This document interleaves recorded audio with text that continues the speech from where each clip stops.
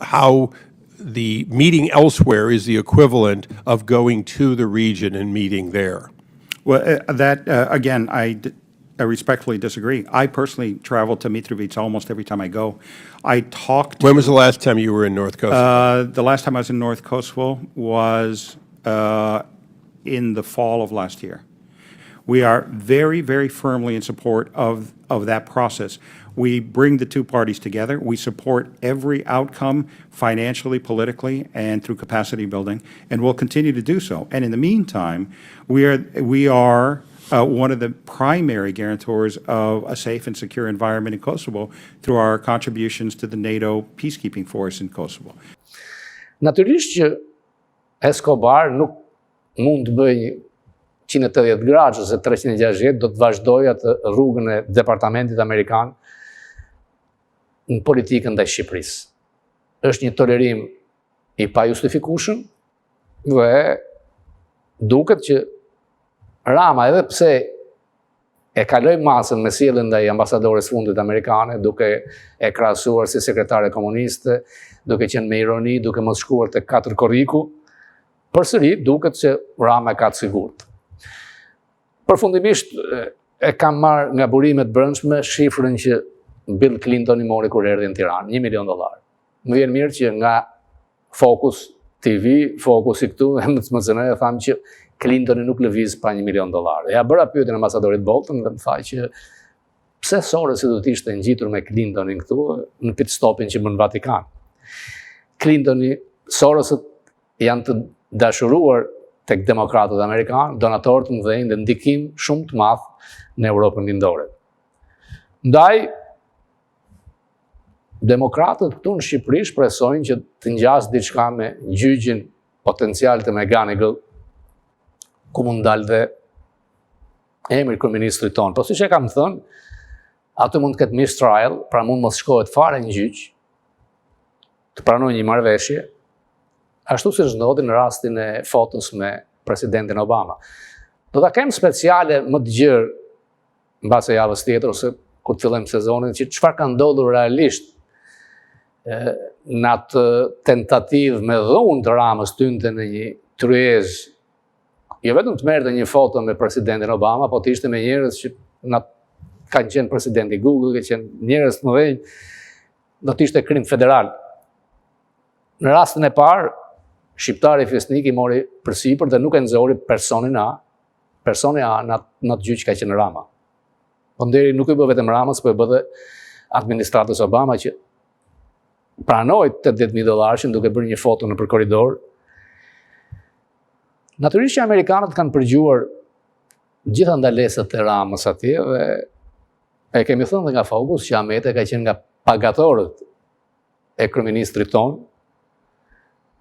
FBI ka përgjime, një deputet i Ramës, Rama e di se kush, është ndaluar në JFK me një sasi të madhe cash që do të bënte pagesën. Pra amerikanët dinë çdo gjë. Interesante është zhbllokimi i telefonëve celular dhe ka shumë mundësi që telefoni i fundit që është sekuestruar Ametajt është lënë me dëshirë nga ai pikërisht për të parë lidhjet që ka me kupolën e madhe. Me këtë skandal që ndodhi në Shqipëri, në çdo vend të NATO-s, qeveria do të binte. Mbase problemi është tek opozita që nuk është e bashkuar siç duhet të ishte dhe kjo ngarkesë i mbetet vetëm Berishës, i cili vazhdon të jetë aktiv çdo ditë, edhe pse ka pasur atë non-gratën amerikane, po dhe britanike, po kjo britanike nuk ishte të paktën nga dosja e madhe Berishës, duket nonsens një ulje niveli, ulje shumë e madhe. Nuk po them se dhe Departamenti Amerikan të Shtetit ne kemi parë nivelin e komunikimeve të ambasadës nga WikiLeaks. E ulët. Ne kemi kërkuar të është akti i lirisë shtypit në Amerikë që Departamenti i Shtetit është i detyruar të na japë përgjigje, por në kohën kur ata e mendojnë që do të jetë për të na dhënë një përgjigje për të parë aq sa mund të shikojmë sepse ka shumë redaktime. Javën e kaluar thash që është sulmuar shumë drejtori i FBI sepse nuk kryen hetime të njëjta ndaj familjes Biden me hetimet e njëjta që janë bërë ndaj presidentit Trump. Sounds like a shakedown, doesn't it, Director? I'm not going to get into commenting on that. You seem deeply uncurious about it, don't you? Almost suspiciously uncurious. Are you protecting the Bidens? Absolutely not. The FBI Well, you does won't not answer and the has question. no Hold on. interest in You won't answer the protecting question anyone about whether or not politically. that's a shakedown, and everybody knows why you won't answer it. Because to the millions of people who will see this, they know it is. And your inability to acknowledge that is deeply revealing. Është krijuar ideja e drejtësisë double standard. Bolton më tha që më mirë të jetë double standard se të jetë pa standarde fare.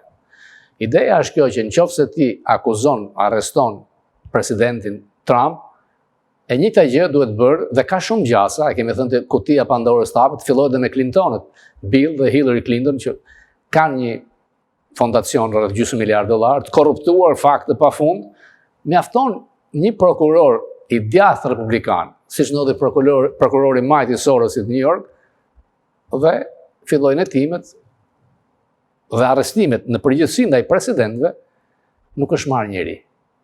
Ka qenë një ligj i pashkruar që kur largohesh nga politika, nuk të prek. Dhe kjo që po ndodh me presidentin Trump është një precedent i ri. Në fakt, Trump po kërkon të kthehet në Shtëpinë e Bardhë. Nuk është si Bush, që merret me jetën private, ose Carter që në fakt është në çastet e fundit, mbas jetës tim, ka një betejë të madhe me vizitën e Clintonit këtu, me afërsinë e madhe me Sorosin, një open gay i hapur, i cili shkon në Vatikan, kur dihet që mbështet me $1 milion abortin, Vatikani e kundërshton, tregon që forcë më të madhe tek Blinken mund të ketë dhe Rama mund të ketë përdorur dhe Clinton, nuk është një çudi e madhe, mund të spekulojmë. Pash më mirë për ne që të kemi Shqipërinë, apo Francën dhe Gjermaninë. Situata në Tiranë ka qenë Clinton. Ngjitur me ti, në bulevard doli Alex Soros. Ndaluan në Vatikan dhe aty në krah të Papës dhe Clintonit ishte Sorosi. Pse? Soros është popullor dhe i dashuruar te Partia Demokratike. Është donator i madh për të majtët. Përfshirja e tij në Europën Lindore është legjendare. Koha kur armiqtë e Amerikës shikojnë dobësinë në Shtëpinë e Bardhë dhe mundohen që të përfitojnë. Natyrisht, javën e kaluar dhe është një nga senatorët Johnson, me forcë e madhe, i cili tha që impeachment mund të ketë pra shkarkim, jo vetëm ndaj ministrit Homeland Security, prokurorit përgjithshëm, por edhe ndaj sekretarit të Shtetit Blinken, sepse ka gënjur kur ka folur në oath, në betim, në Kongres, Blinken i ka qenë i lidhur me djalin e Bidenit, ka email biznesi, korrupsioni, dhe ka thënë jo. So we've got, I think, enough evidence that the House should hold hearings, impeachment hearings, not only on Garland, they ought to hold impeachment hearings on Mayorkas and also on Anthony Blinken, who lied to my investigators when he said he never emailed Hunter Biden. You know, Bill, there is so much here. Oh, I know. To really hang these guys on. But unfortunately, I lost my chairmanship. We don't have the subpoena authority. And as you said, Blumenthal, Wyden, these folks have no interest. Gary Peters, they have no interest in investigating this. So we have to rely on the House. And by the way, we're working with Comer and Jordan to provide what information we know to help them prepare for their interviews. Now, the key question to all of this, as I wrote in my column, and again, I hope people go and take the time to read the column on BillO'Reilly.com. The real important thing is whether or not, and I want to emphasize the two words, or not. Vice President Biden, then Vice President Biden, derived money from his son and brother's activities. Nga kompjuterët, nga celularët, të kontrolluar nga FBI, dhe që është e kundërta. Pra, në qoftë se ti gënjen me dënohesh. Dhe Blinken është një sekretar shteti që nuk ka sukses në politikën e jashtme, është realitet. Skandali që ditën që trupat amerikane të riqeshin nga Afganistani, Blinken ka qenë jo larg nga shtëpia ime në Hamptons, nga me pushime. Kur atje vriteshin ushtar Amerikan, heronj. Dhe Blinkeni është nga ajo pjesë e asaj elite me origjinë hebre, njerëz që jetojnë atë unazën brenda Washingtonit, që ku largohen nga administrata, kalojnë me firma konsulence private ku bëjnë miliona, dhe ky është një nga problemet të mëdha. Unë e pata ambasadorin Bolton, edhe pse kisha kaluar 2 javë, kam kontaktuar dhe pranojmë një herë dhe e pyeta që Ambasador, doja të dija se çfarë thatë te takimi i Parisit. in party rally, Kërkëndaria vitore e Mek. did you know Kam that the Albanian kontaktuar me zyrën government, tuaj. and Albanian Prime Kërkova Minister një killed kopë të one of fjalës tuaj Iranian për here të in thënë Tirana? që ambasador. What was your Spain 2 weeks ago? Right, right. Well, I spoke on the question of Iran's nuclear weapons program. Unë fola për programin and bërthamor why të its Iranit, continued pursuit of edhe nuclear pse ata po weapons made it vazhdojnë një so program bërthamor, important to kësaj overthrow the regime është shumë in Tehran, rëndësishme because I të don't think përmbysim there's any regjimin e agreement Iranit. that Sepse unë mendoj se nuk është that we can asnjë have any marrëveshje faith they'd comply with. They're që not mund të marrë ai complying with the regjim one they entered dhe ne in të kemi besim 2015. se ata do ta zbatojnë. They have been Ata nuk kanë violating zbatuar it, marrëveshjen e vitit repeatedly, and I think 2015, the Biden administration's duke e efforts dhunuar to në go mënyrë back të into the përsëritshme, deal are a mistake. dhe kthimit e marrëveshje është It was gabim. not only you, was Pompeo, Pence, Ishit ju, Pompeo, but all Pence, Republicans, I think. vetëm republikan? It shows something. Tregon kjo diçka? Well, there were some Democrats too. Ishin There was edhe in disa fact demokrat. a bipartisan Ishte një letër letter bipartizane e that, përbashkët që Kongresi that both solli në the takimin e Republican Parisit, and the Democrat dhe Kongresi House me of shumicë Representatives brought kaloi një rezolut to, Paris, bipartizane and, the duke House kërkuar passed ndryshimin e regjimit. overwhelmingly a bipartisan Diçka e rrallë kjo për resolution, Washingtonin sot, calling for, ku nuk ka regime marrëveshje change in Tehran. bipartizane. So it's actually kind of a rarity in Washington now where there is a lot of bipartisan agreement on it. That's good. How do you see the Albanian government? Si e shpjegoni egërsinë e qeverisë Rama, qeverisë shqiptare ndaj tyre, State Department, por even edhe Secretary Blinken is so soft. pse është kaq i butë ndaj Ramës? Well, I think from the perspective Nga perspektiva e of Washington, Washingtonit, this is part kjo of the është problem pjesë the e Biden problemit të administratës administration is Biden dealing me with qasjen Iran. They're ndaj so Iranit. desperate to go back into Janë të this dëshpëruar të kthehen te 2015 marrëveshja nuclear bërthamore e deal, vitit flawed as it is, 2015, that they po japin give lehtësira të mëdha Iran, Iranit. a lot of leeway. Është shumë e rrezikshme It's se very si ata po dangerous the veprojnë way they're dhe kjo behaving. dërgon sinjale të And I gabuar think te it's mitë sending shëbas në Europë dhe në botë. signal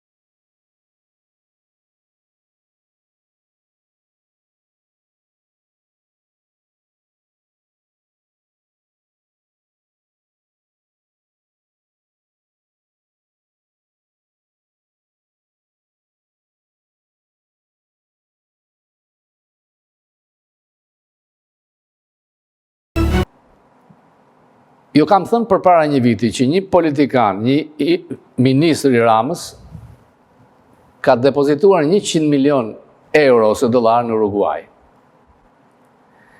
Ka qenë një shkrim që është botuar nga një gazetare shqiptare në Maqedoni, e cila më vonë është vrarë, dhe ka pasur hettime. Në Uruguay jeton drejtuesi i Fondacionit Popullit, nuk ka ekstradime, mos ju duket habi që këta që arratisën nga Shqipëria mund të shkojnë dhe në Uruguay, mund të jenë dhe në Marok, sepse në Angli nuk është aq e lehtë, ka ekstradime, por mund të përfundojnë deri në Amerikë, siç ishte rasti i shefit shtabit përgjithshëm. Është shumë e rëndësishme, sidomos me zhvillimet e reja në Shqipëri, me lëvizjet që po bën prokuroria e posaçme kundër korrupsionit, duhet pa tjetër që neve të opinionin publik të avenë në djeni, se këto para abuzive, $1 miliard, që të paktën i nxjerr kontrolli i lartë i shtetit, që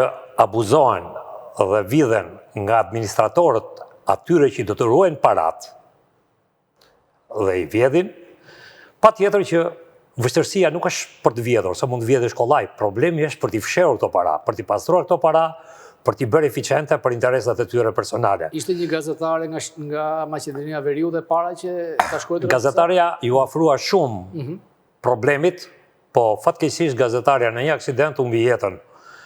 Atëherë u dyshua që mund të ishte edhe për arsye të profesionit të saj, ose dhe mund të ishte edhe shkaqet të aksidentit. Po derisa ajo po bënte një investigim të parave që grumbullohen në Uruguay, dhe pse pikërisht në Uruguay? E tha shifrën ajo $100 milion? Po, bëshe fjalë për një shumë 100 milionçe. Dhe akuza që e për politikan shqiptar. Kjo e mbështetur dhe unë gjatë kohës që kam jetuar në Kolumbi, kam takuar një bankier të Bogotës dhe në bisedë sipër ai më tha, ore, kaq të pasur janë këta politikanët shqiptar, tha që depozitojnë shumë para tha në Amerikën Latine, pikërisht dhe përmendi Uruguayn. Ai kishte punuar disa kohë në bankat e Uruguay. Dhe pse pikërisht në Uruguay? Uruguay është shteti që ka sekretin më të lartë bankar në bazë Zvicrës. Jo, tani për tani është... Se Zvicra fillit të hapur. Zvicra e shapur. Dhe po jep informacione, kurse Uruguay nuk jep informacione, po edhe këtu qelsin amerikanët e kanë gjetur. Ajo, amerikanëve ata i japin të dhëna për këto depozita.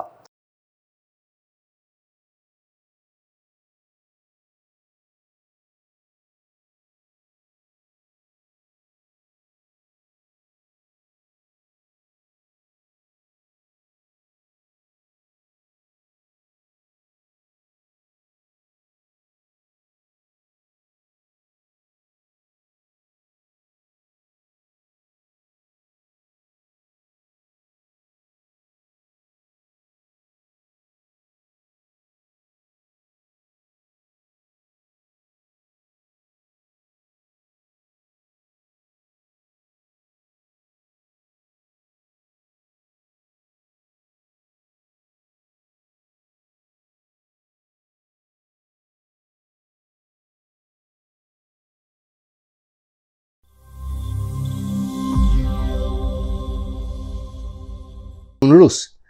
Në shkurt të vitit 2003, shefi i inteligjencës për princin e Monakos i paraqiti FBI-t e timit për një kolonel amerikan dikur në agjencinë ushtarake të zbulimit. Ai po spiononte për rusët dhe kishte bërë pastrim parash me tregtarin rus të armëve Viktor Bot mes një kompanie në Monaco, Pastor International. Ai thotë se unë e njihja Charlin nga vitet 2003-2005, kur ishte përgjegjës i kundër inteligjencës në zyrat qendrore të FBI-s në Washington DC. FBI-a bëri kontrollet e zakonshme dhe formalisht hapi një hetim që ju caktua me Ganigal. Mbas 2 vitesh dhe kur dilnin aktivitetet të shumta kriminale që unë i dëshmova dhe u duk se agentët e FBI po bënin progres thelbësor, me Ganigal në mënyrë të pashpjegueshme mbylli hetimin e FBI-s. Ai më tha mua, edhe pse duke e qartë si çështje spionazhi, ai do t'ja kalonte çështjen IRS, agjencisë të taksave, dhe ata do ta ndiqnin për parregullsi financiare. Zoti Robert Erringer thotë se kjo për mua nuk kishte asnjë kuptim atëre, por as edhe sot. Sepse edhe sikur agentët special të FBI-t në zyrat e Los Angeles ta kishin ngushtuar hetimin për pastrim parash, fillimisht duke i haptas spionazh, ende do të mbetej brenda FBI-t për hetim, si dhe tek prokurorët amerikanë për të vlerësuar meritat që të ngrinin akuzë. I shefi inteligjencës së Monakos thotë se duhet konsideroj mundësinë se McGonigal ishte kompromentuar nga rusët qysh asaj kohe, dhe për llogaritë tyre mbylli hetimin ndaj një spioni rus të nivelit lartë.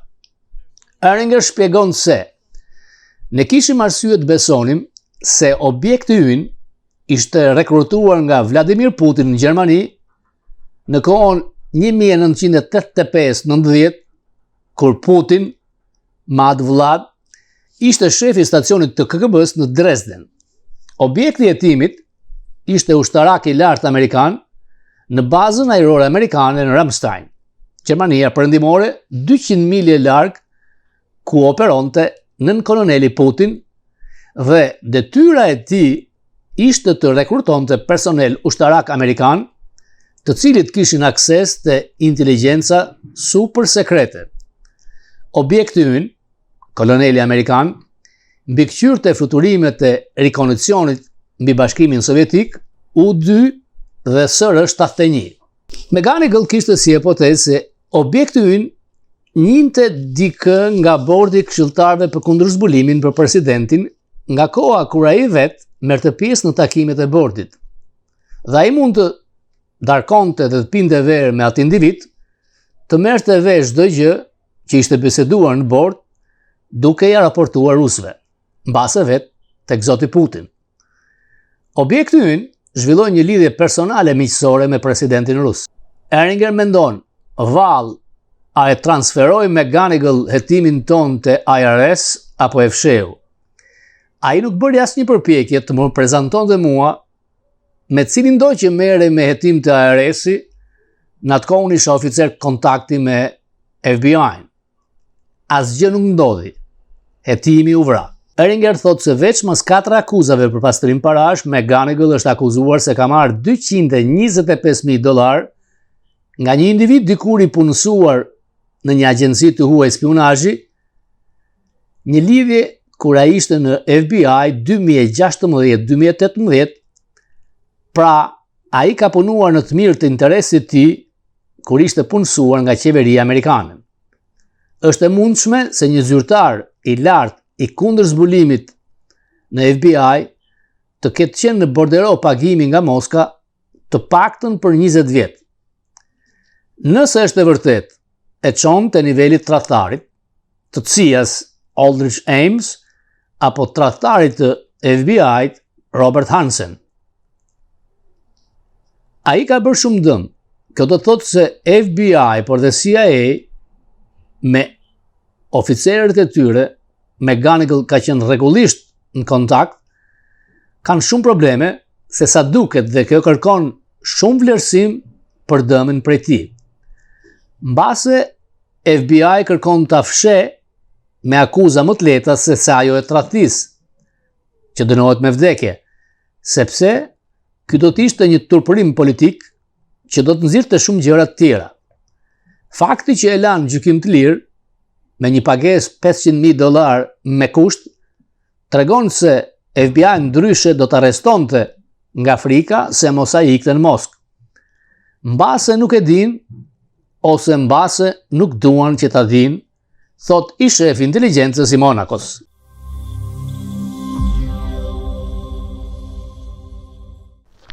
Profesoresh Mary McCord në Georgetown University ka qenë në administrat me një pozicion të lartë dhe shikon si diçka shumë serioze. Ja çka thënë ajo për median e huaj. Many times, because this is just an astonishing abuse of that trust when you're talking about somebody who's not only betraying his office and putting Americans at risk in terms of public safety here in the US. He is actually doing this on behalf of foreign adversaries. And this is somebody who, through his job, was cleared, I'm sure, at the very highest levels in terms of our classified information, privy to sensitive information about intelligence collection, about what adversaries such as Putin and the Russian government, such as in some cases the Chinese government, privy to the various tactics and techniques that they've utilized to meddle in various US affairs. And this is somebody who had access to all of that. And now to learn that not only did he betray that trust after he left the FBI, but also while he was still in the FBI, it's really staggering. And I'm very glad to see that the department and the FBI has come down hard on him. And with indictments in 2 different jurisdictions for multiple crimes, serious crimes. And you're right, I've not seen this very often. So far, there's no Espionage Act charges, and I hope there never will be, because I hope there'll never be any evidence that he actually provided the information he was privy to any of our foreign adversaries. But this is very, very serious in so many ways. Ambasadori Bolton ma ka thënë që informoni Kongresin, Senatin mediat, pra Këshillin e Sigurisë Kombëtare, sepse pushteti nuk është vetëm në State Department dhe në White House. Kështu veprojnë gjitha vendet, për treguar se çfarë realisht ndodh në Shqipëri. Dhe në qoftë se ndjek një hearing në Kongres ose në Senat, kupton si funksionon, është thuajse si një gjykat. Dhe në qoftë se ai që është thritur në hearing refuzon të vi, merr edhe me forcë. Dhe detyrohet merret një vendim gjykate që ai të thritet të deponojë dhe të përgjigjet. Natyrisht që në Amerikë abuzohet me amendementin e 5, I take the 5th. Pra ti me kushtetut ndalohesh me ligj që dëmtosh veten me ato që thua.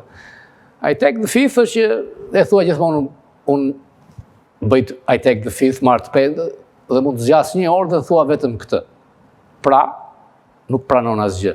Në qoftë se shikon një hearing siç do të jap sot pjesë nga Escobar, duket se si kongresmenët, të cilët mund mos jenë avokat, jurist, por shtafi tyre i ka përgatitur pyetjet dhe është tamam si gjyq dhe nuk lën, mund të jetë drejtori i FBI si që javës tjetër, përgjigju këtu.